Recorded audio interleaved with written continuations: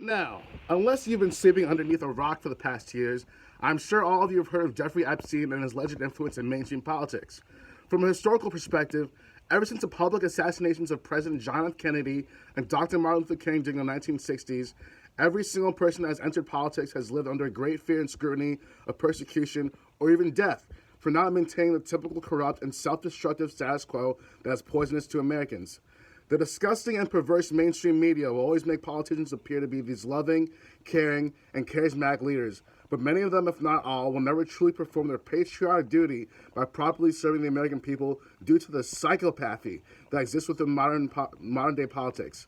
In order for a politician to get elected, they have to answer to lobbyists and donators, aka foreign companies and entities that contribute billions for a successful campaign. For example, the trillion-dollar pharmaceutical conglomerate that poisons our children with an overabundance of medication, drug cartels, criminal syndicates, or to professional blackmailers like Jeffrey Epstein, who realized he can manipulate politicians by inviting them to his island. Make no mistake, Epstein is not just some person partying and drinking with 17-year-olds. The disgusting, reprehensible, and deplorable acts that took place on his island were demonic, satanic rituals that involve the abuse and rape of our children, the American youth. If you do not believe in God or are not spiritually aware, this may not make sense.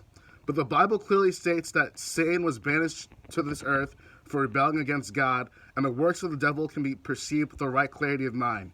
Satanism and devil worship is very real and involved in so many of our political and economic institutions in America that currently serve the synagogue of Satan. God's warriors and the devil's warriors have been in eternal battle, with Earth serving as a battleground for hundreds of centuries. Although there are some politicians like Bernie Sanders or Barack Obama who enter politics with good intentions, the only possible way most politicians could ever hope to achieve power in this country is by being blackmailed by people like Epstein. Once Epstein has clear, concise evidence of a politician on his island, he's able to bend them to his will for truly unimaginable and evil acts of terror. Bill Clinton, Bill Gates, Prince Andrew of Great Britain, and many others are confirmed to be on this list. What does this mean for the future of this proud country? What does this imply for the future of democracy? Not all is truly lost. God's warriors still exist on this planet after all. I believe people like John Lennon of the Beatles, Tupac Shakur, Tucker Carlson, Candace Owens, Dave Chappelle and Joe Rogan, and many others are examples of people in the public sector who are using their influence to expose the horrible crimes of some of the most corrupt and demonic people in this world. But ultimately, it will take the support of you. Now is not the time to entertain lies and cowardice.